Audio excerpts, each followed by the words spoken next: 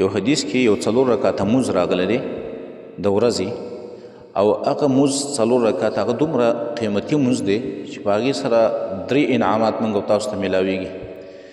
اولنی خو دا دی چې دغه مونځ دغه 4 رکعاته مونځ چې په کوم ټیم کې ته کې په دغه کې د اسمان دروازې کولاویږي. هره دعا چې په هغه ټیم کې کې الله به درله قبلوي. دویم د دغې 4 رکعاتو د مونځ د وجې نه چې ته کله دغه 4 رکعاته مونځ په ورځې په دغه ټیم کې وکړې نو الله رب العالمین په تا باندې د جهنم اور حراموي. او دریم فضیلت او دریم انعام په موږ او تاسو ته دا میلاویږي چې دغه 4 رکعاته مونځ چې څوک وکړي نو دا دومره اجر لري لکه دغه 4 رکعاته چې تا د شپې په تهجد دي کړي، د شپې دي کړي. څومره چې د قیام اللیل اجر دی هغومره اجر پې تا ته میلاویږي، د شپې د تهجد هغه اجر پې تاسو ته میلاویږي.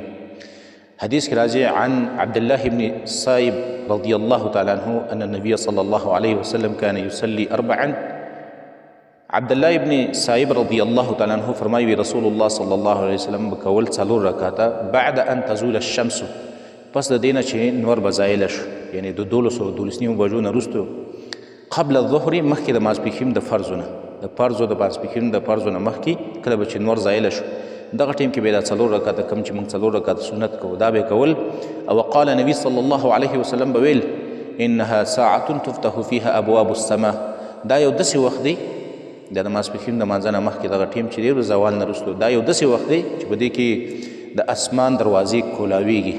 نو فاحب نبی صلی الله علیه وسلم وی زما دا خوښه د ان یسعد لی فیها عمل صالح، چې زما لپاره الله رب العالمین ته په دې کې نیک عمل وروخیږي. او دا حدیث ترمذی راوړی دی او نسائی راوړی دی. دویمه فایده موږ په دې 4 رکعاتو موږ په دغه 4 رکعات چې کوم سنت دي د ماسپښین په دې موږ ته دا فایده میلاویږي چې دا د تهجد برابر اجر لري.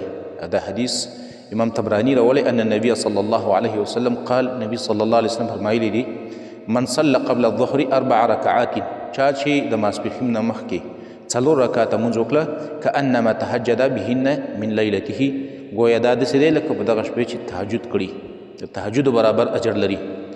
او دریمه فایده پې موږ او تاسو ته دا میلاویږي چې دغه 4 رکعاته کوم چې سنت دي د ماسپښین نه مخکې دا موږ وکړو الله رب العالمین پې موږ او تاسو باندې اور د جهنم حراموي. دا څومره غټه فایده ده.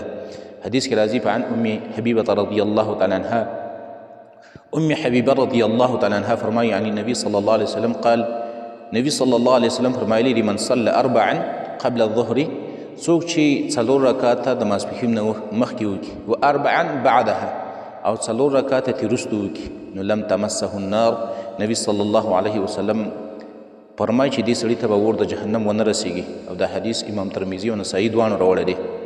4 رکعاته د ماسپښین نه مخکې او دومره ده چې دا 4 رکعاته وروسته که چا وکړل د ماسپښین نه وروسته نو ښه کار یې وکړو، سنت طریقه ده. او که چا ونه کړله او 2 رکعاته یې وکړل نو دا هم کافي ده. نو 3 فایدې موږ او تاسو ته په دې 4 رکعاتونو باندې میلاوي، کوم چې د ماسپښین نه موږ مخکې کوو. یو په دغه وخت کې د اسمان دروازې خلاصېږي، دویم الله رب العالمین موږ او تاسو ته په د تهجد برابر اجر راکوي، او دریم پې موږ او تاسو ته الله رب العالمین د جهنم د اور نه محفوظ کوي او د جهنم اور په موږ او تاسو باندې حراموي.